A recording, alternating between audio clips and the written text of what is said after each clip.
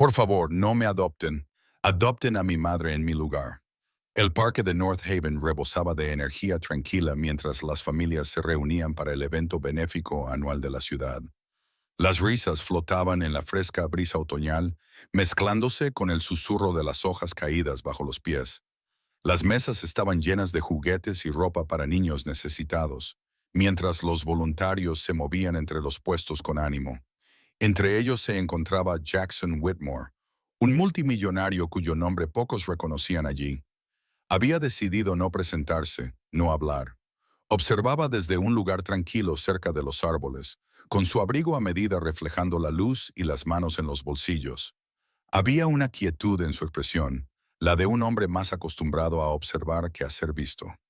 No muy lejos, Era Monroe, de 27 años, empujaba suavemente una pequeña silla de ruedas por el camino irregular.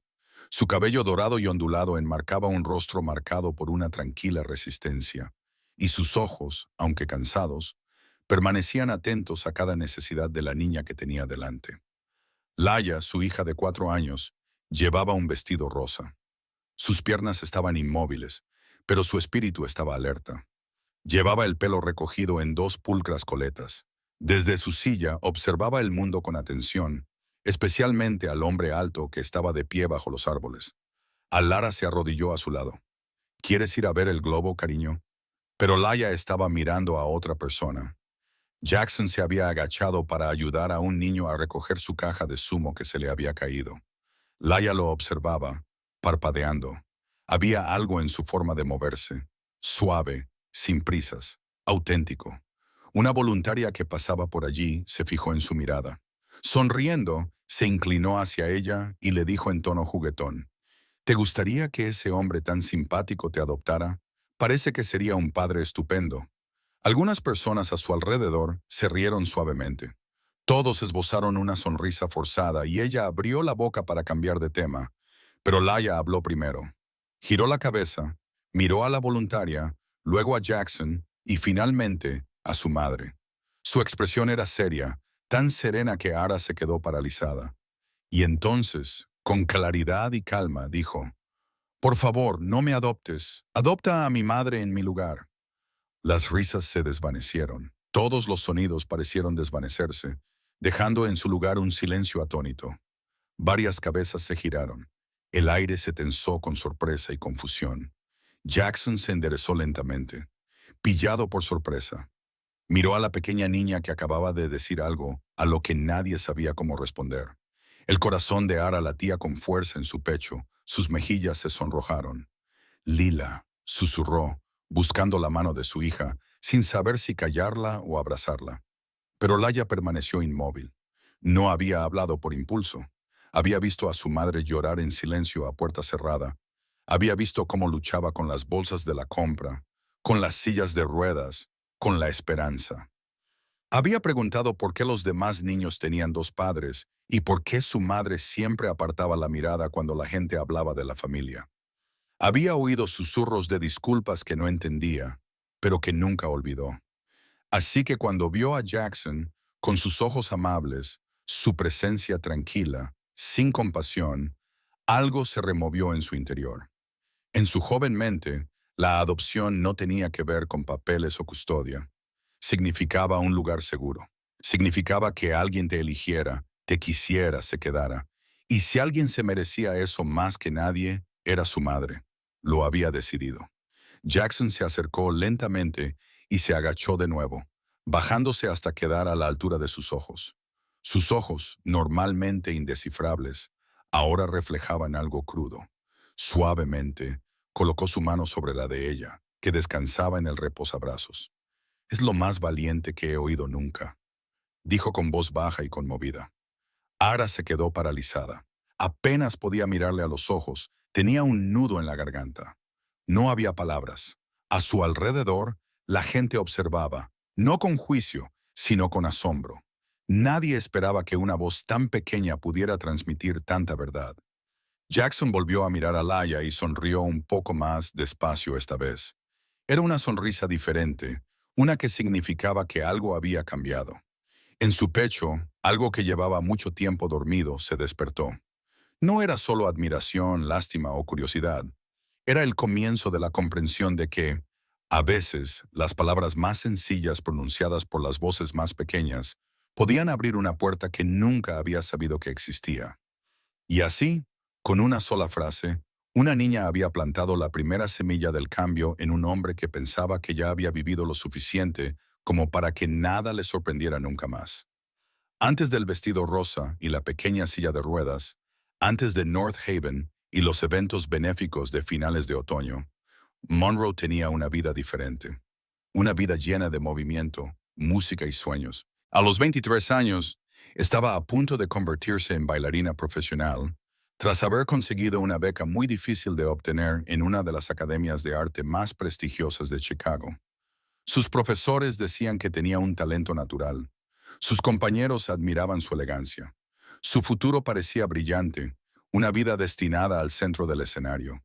Siempre llevaba su largo cabello rubio y suavemente rizado recogido en un moño durante los ensayos. Sus ojos se concentraban y su corazón latía al ritmo de cada nota. El escenario era el único lugar donde se sentía verdaderamente viva. Entonces todo cambió. Apenas unas semanas antes de una importante audición que podría lanzar su carrera, descubrió que estaba embarazada. El padre, un guitarrista callejero que había conocido el verano anterior, desapareció en cuanto se lo contó. Sin promesas, sin discusiones, solo silencio. Todos le decían que aún tenía tiempo para marcharse, que podía recuperar su vida, pero decidió quedarse. Renunció a la audición, renunció a la academia, renunció a los focos. Y cuando nació Laia, su mundo se redujo a una habitación de hospital, y luego se hizo añicos de nuevo cuando los médicos le explicaron que su hija tenía una rara enfermedad de la columna vertebral. Probablemente Laia nunca podría caminar. No había tiempo para lamentarse, ni por su carrera, ni por su antigua vida, ni siquiera por el diagnóstico de su hija. Solo había que sobrevivir, y ella se comprometió a ello con uñas y dientes. Durante los 4 años siguientes, ella trabajó en todo lo que pudo. Por las mañanas en una cafetería, los fines de semana limpiando casas, por las noches vendiendo ropa usada por internet. Memorizó las rutas de autobús, se cortó el pelo ella misma, se saltó comidas para poder pagar los medicamentos y aprendió a levantar la silla de ruedas de Yayla con una mano mientras llevaba la compra con la otra. Vivían en un pequeño apartamento en la planta baja de un edificio en ruinas de North Haven. El alquiler era barato, la calefacción poco fiable, pero era seguro y lo convirtieron en un hogar. Ella se mantenía pulcra incluso cuando estaba agotada. Su cabello dorado siempre estaba peinado, su ropa era sencilla pero limpia. Ya llevaba un vestido rosa confeccionado a partir de uno de los viejos trajes de escenario de Ara, cosido y recosido con hilo deshilachado y el cuidado de una madre. Sus días eran sencillos pero plenos. Agra enseñaba a Laia las letras con tiza en la acera. Por la noche, leía cuentos de hadas en voz alta, dando a cada personaje su propia voz, encantada con las risas de Laia. A su hija le encantaban las historias en las que las reinas no necesitaban ser rescatadas y en las que la magia provenía del interior del corazón. Pero incluso el amor más fuerte se doblega bajo presión. Una noche de invierno, después de un doble turno y una larga caminata por la nieve, Ara se sentó a la mesa de la cocina con una carta de una organización sin ánimo de lucro que esperaba que le ayudara con la próxima ronda de fisioterapia de Laia. La respuesta era no. Faltaba documentación, no cumplía los requisitos. Quizás el año que viene. Al principio no lloró. Se quedó allí sentada, con las manos temblorosas y la mirada perdida. Más tarde, acurrucadas juntas en su delgado colchón, Laia se movió y susurró: «Mamá, ¿soy una carga?». Ella se quedó paralizada. Entonces, su corazón se partió en dos. Abrazó a Laia y la estrechó contra sí con más fuerza que nunca, como si su abrazo pudiera protegerlas de todas las crueldades del mundo. Las lágrimas le resbalaban por las mejillas mientras susurraba: «No, cariño, nunca. Tú eres la razón por la que me levanto, por la que lucho. No eres una carga para mí. Eres mi razón de ser». Laia no volvió a hablar. Se acurrucó contra el pecho de su madre, apretando suavemente su camisa con sus pequeños dedos. Y, por un momento, a pesar de todo, el mundo se sintió un poco más ligero.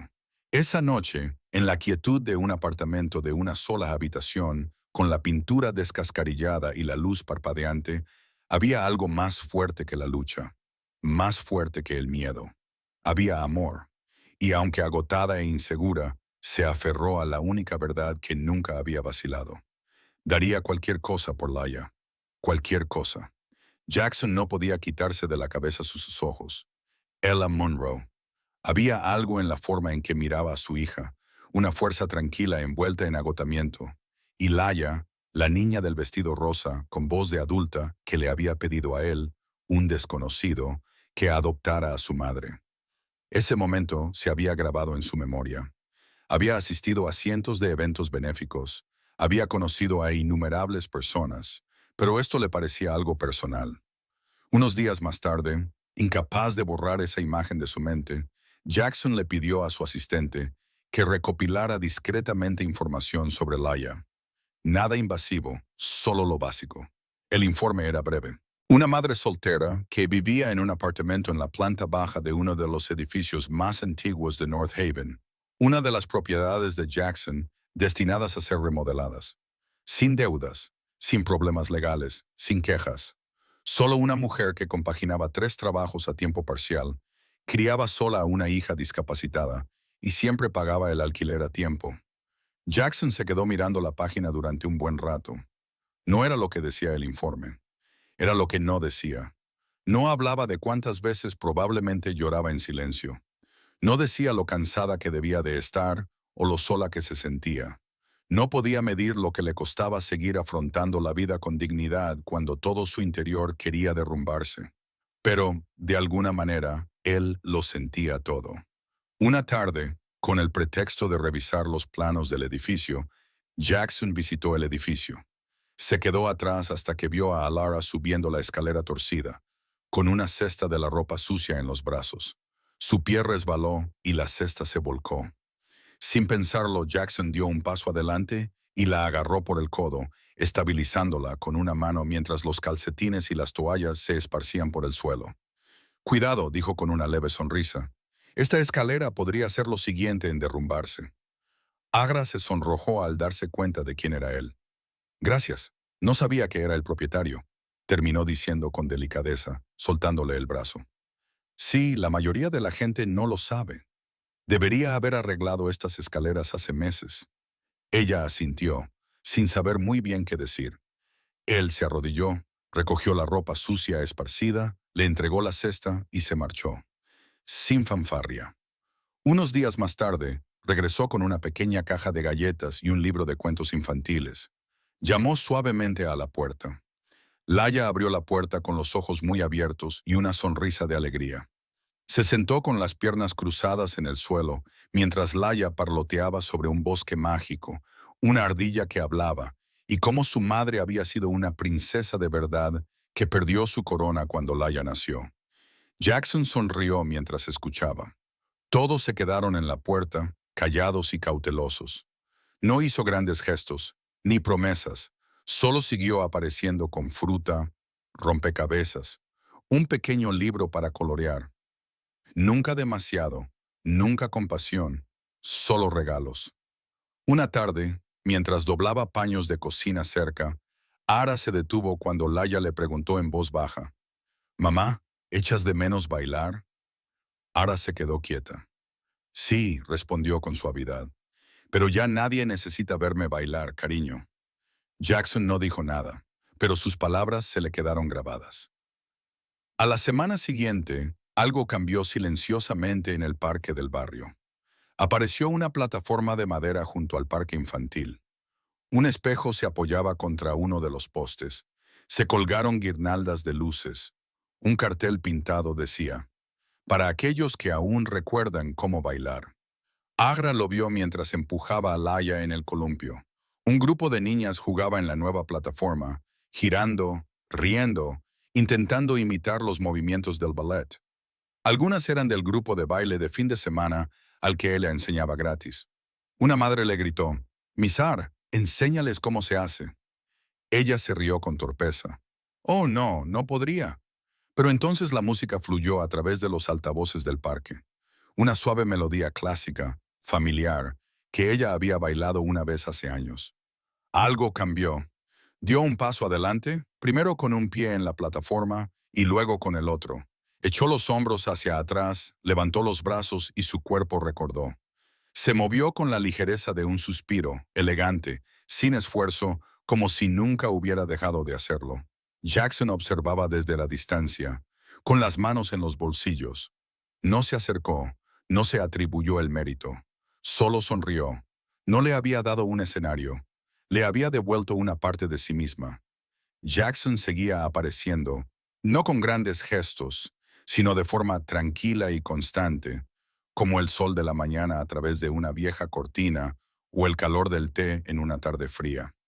Traía libros para Laia, rompecabezas, cuentos y, una vez, un globo con forma de animal que la hizo reír tanto que casi se cae de la silla de ruedas. Ara lo observaba con ojos cautelosos. Cada sonrisa, cada pequeño regalo le provocaba una sensación de tensión en su interior. La amabilidad sin expectativas le resultaba desconocida. Le preocupaba. No por ella, sino por Laia. ¿Y si Jackson desaparecía? ¿Y si este consuelo se desvanecía como todos los demás? ¿Y si su hija empezaba a esperar una familia que nunca iba a ser real? Así que mantuvo una distancia educada, agradecida, pero cautelosa. Jackson nunca presionó. Parecía entender los límites tácitos. Preguntaba por la terapia de Laia, no por el pasado de Alá. Elogiaba su sopa, no su tristeza. Y escuchaba de verdad. Cuando ella habló, una tarde lluviosa, los truenos murmuraban lejanos cuando Jackson llegó, con un pequeño paraguas y un libro. La lluvia los mantuvo en el porche cubierto de la vivienda de Arara. Laia se acurrucó bajo una manta y se quedó dormida en el regazo de su madre. Todos se sirvieron té de jengibre en tazas desconchadas, y a ella le temblaba ligeramente la mano al pasarle la taza a él. Se sentaron uno al lado del otro en silencio, viendo cómo la lluvia resbalaba por la barandilla. Entonces Jackson dijo en voz baja, «Solía pensar que perder a mi madre era solo una parte triste de mi pasado, pero últimamente me pregunto si fue entonces cuando dejé de vivir de verdad». Ara giró la cabeza. En ese momento, él no era el elegante hombre de negocios. No era el multimillonario, solo un niño que había necesitado a alguien y nunca lo había tenido.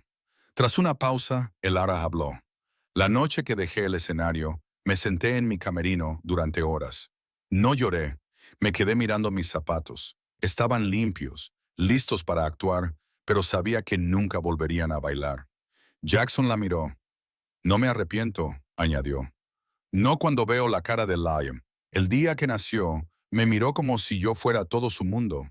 Fue entonces cuando supe que tenía que ser el suelo sobre el que se apoyara, aunque no pudiera caminar.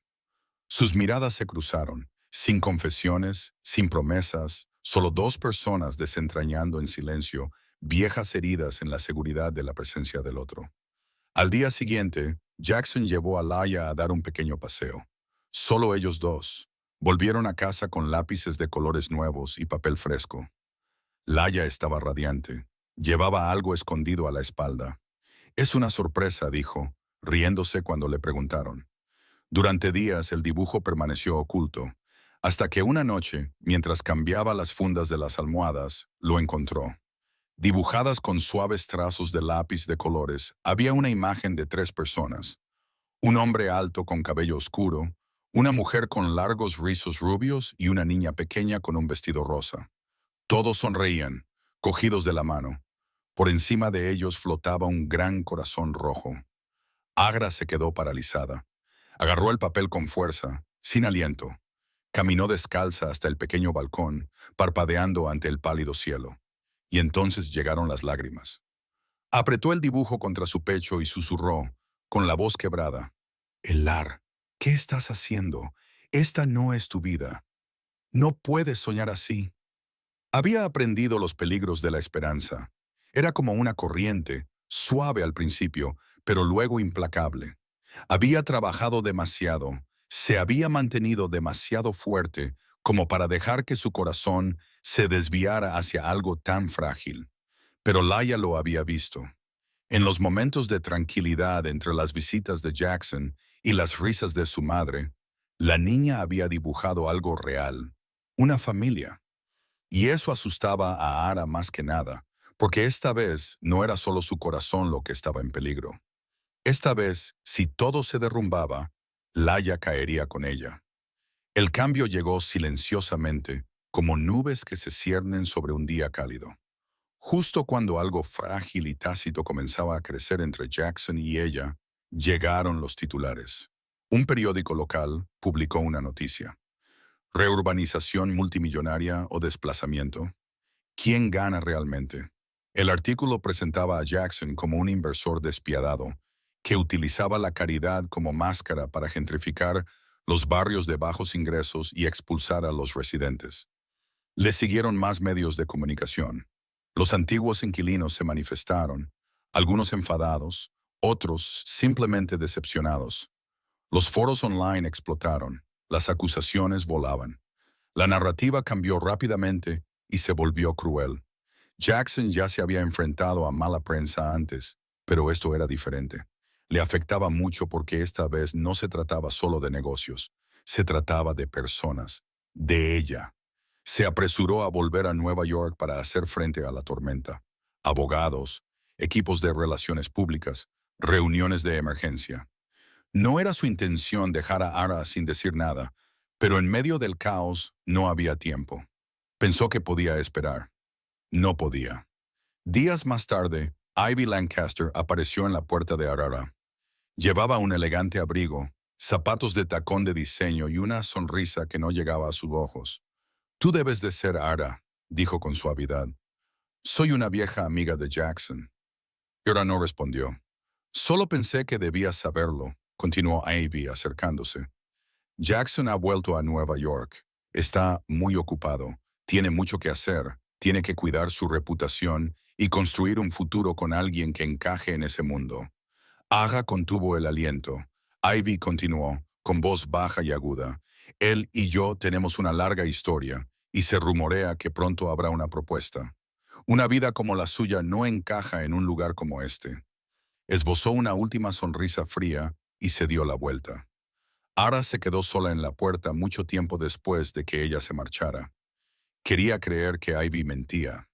Pero el silencio de Jackson, la realidad de quién era, de dónde venía, todo ello se derrumbó. Se miró en el espejo. Ojos cansados, vaqueros gastados, pelo rubio recogido sin tiempo para peinarlo. No era la chica que solía ser. No era la mujer que alguien como él elegiría jamás. Quizás Jackson solo había sido un momento, una cálida brisa antes del invierno. Esa noche, Alara empaquetó sus cosas. 2 maletas, la silla de ruedas de Laia. Eso era todo. Limpió el apartamento tal y como lo había encontrado. Silencioso, impecable, olvidable. Dejó una nota sobre la mesa. «Gracias por todo. Le diste a mi hija una alegría que nunca olvidaré. Y por un momento recordé quién solía ser. Eso es más de lo que jamás hubiera esperado. Te deseo paz, Ara».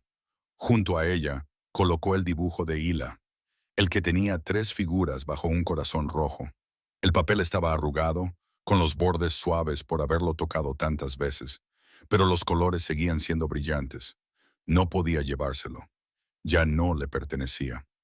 3 días después, Jackson regresó. Caminó por el pasillo familiar, ensayando lo que diría, lo mucho que lo sentía, que nunca había tenido intención de desaparecer. Llamó a la puerta. No hubo respuesta. Abrió la puerta. La habitación estaba vacía. No había juguetes, ni libros, ni risas, solo silencio. Y entonces lo vio sobre la mesa, la nota y el dibujo. Se acercó y lo cogió con manos temblorosas, con la mirada fija en el corazón rojo, ahora ligeramente doblado. Se dejó caer en la silla más cercana, se llevó el papel al pecho y cerró los ojos. No había cámaras, ni público, solo un hombre solo en una habitación llena de ausencia, sosteniendo un dibujo a lápiz como si eso pudiera evitar que se derrumbara. Y en ese silencio, Jackson Whitmore finalmente comprendió lo que significaba perder algo que el dinero nunca podría reemplazar. De vuelta en Nueva York, la sala de juntas estaba tensa. Jackson estaba de pie a la cabecera de la larga mesa, rodeado de ejecutivos, abogados y consultores, todos esperando que reconsiderara. La oferta sobre la mesa era monumental. Un lujoso proyecto de remodelación en Miami por valor de decenas de millones. Una oportunidad emblemática, el tipo de proyecto que elevaba el legado y abría puertas políticas. Cerró la carpeta que tenía delante. No lo voy a aceptar, dijo simplemente. La sala quedó en silencio. Luego vino el aluvión. Preguntas, objeciones, frustración. Pero Jackson no se inmutó. Ya había tomado su decisión. Voy a dejar todo atrás en North Haven. Hemos terminado el proyecto. Todo. No como escaparate, ni como relaciones públicas, sino como un nuevo tipo de modelo, uno que realmente deja a las personas mejor de lo que las encontramos. Estás arriesgándolo todo por sentimentalismos, espetó uno de los miembros de la junta. No, respondió Jackson. Lo arriesgo todo por algo con lo que puedo vivir. Salió de la reunión con el teléfono ya en la mano, llamando a sus contactos, reasignando fondos, redirigiendo mano de obra. Pero nada de eso importaba tanto como lo que tenía que hacer a continuación. Encontrar a Elara. Durante semanas, buscó en silencio, con respeto. Sabía que no debía aparecer con la prensa ni pedir favores a los poderosos. Así que se puso en contacto con organizaciones sin ánimo de lucro, escuelas locales, centros comunitarios, cualquier lugar que pudiera albergar una clase de ballet o un programa de ayuda a las mujeres.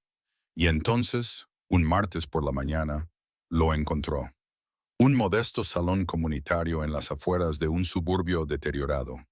El edificio no tenía nombre, solo se oían risas en el interior y el débil sonido de música clásica de piano procedente de un altavoz. A través de la ventana, vio a un grupo de niñas practicando movimientos sencillos, torpes pero entusiastas.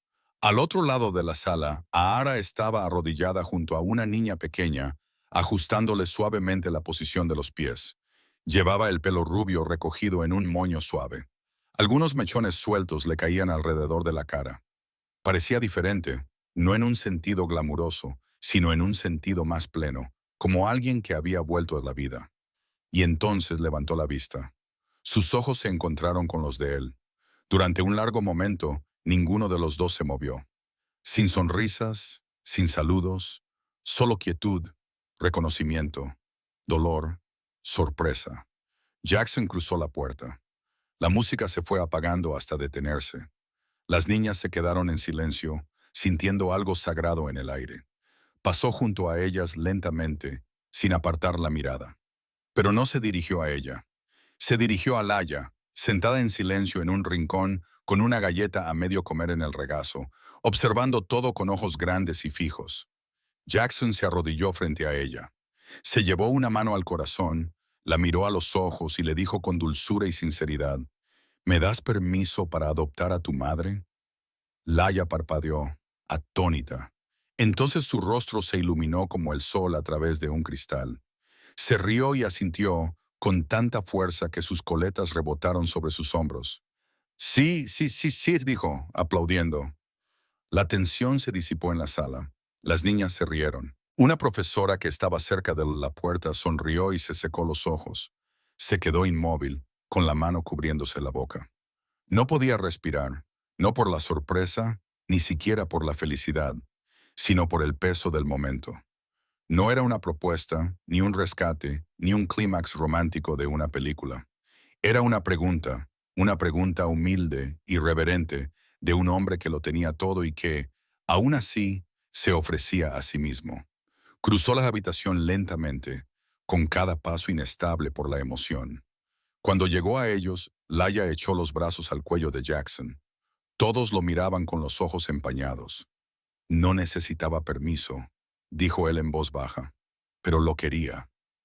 Ella se rió con un sonido entrecortado y tembloroso, y asintió con la cabeza, mientras las lágrimas caían libremente.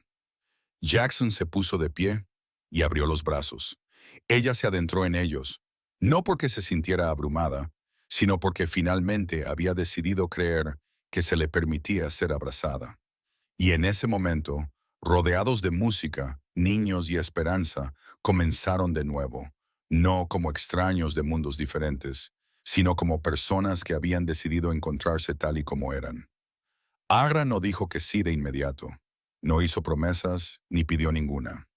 Lo que hizo fue dejar que Jackson volviera a sus vidas, no como multimillonario o salvador, sino como él mismo, el hombre que se había arrodillado ante su hija y le había pedido, no declarado, el hombre que había escuchado sin intentar arreglarlo todo. Eso fue lo que la hizo quedarse. Jackson nunca la presionó. La visitaba a menudo, ayudando en lo que podía, pero sin sobrepasarse. Fregaba los platos mientras Laia contaba chistes. Esperaba pacientemente fuera de las clases de ballet, con bebidas calientes para las dos. Traía la compra a casa, pero siempre dejaba que ella cocinara. No intentaba sustituir nada. Simplemente estaba ahí. Con el tiempo, la distancia entre ellos se desvaneció. Una noche, Ara puso su mano ligeramente sobre la de él mientras estaba sentado a su lado. Ese fue el comienzo de algo real, tranquilo, frágil, honesto. Ella confiaba en él, no porque fuera perfecto, sino porque se quedó cuando todo se complicó. Cuando Jackson mencionó por primera vez la idea de ayudar a Laia con un tratamiento adicional, Ara dudó. Nunca antes había dejado que nadie se ocupara de esas decisiones. Pero Jackson no vino con una oferta. Vino con investigaciones, especialistas, terapias de prueba, nuevos métodos y una simple pregunta. ¿Qué quieres para su futuro? No lo que él quería, no lo que se podía arreglar, lo que Ara quería, lo que Laia necesitaba. Juntos, eligieron un centro de rehabilitación neurológica conocido por su enfoque suave y a largo plazo. El papeleo incluía el nombre de la paciente, seguido del contacto familiar, el hogar de Whitmore Monroe. Ara miró fijamente ese formulario durante mucho tiempo antes de firmarlo. Pasaron las semanas. Los músculos de Laia se fortalecieron ligeramente, su postura mejoró, pero el mayor cambio no fue físico, fue en su risa. Se reía más, hacía más preguntas. Empezó a tararear canciones por la mañana y pedía salir antes de que el sol terminara de salir. Una tarde, Jackson les sorprendió con una bicicleta tándem de 3 ruedas diseñada a medida, un modelo especial construido para niños con movilidad reducida. Tenía un amplio asiento trasero para Laia, con apoyos laterales y barras de seguridad, y pedales que se movían suavemente con el movimiento, incluso si sus piernas no podían empujarlos por sí mismas.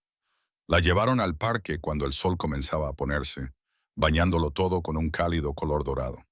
Jackson iba delante, conduciendo, y Laia sentada detrás, con los brazos levantados al viento y el pelo ondeando como banderitas.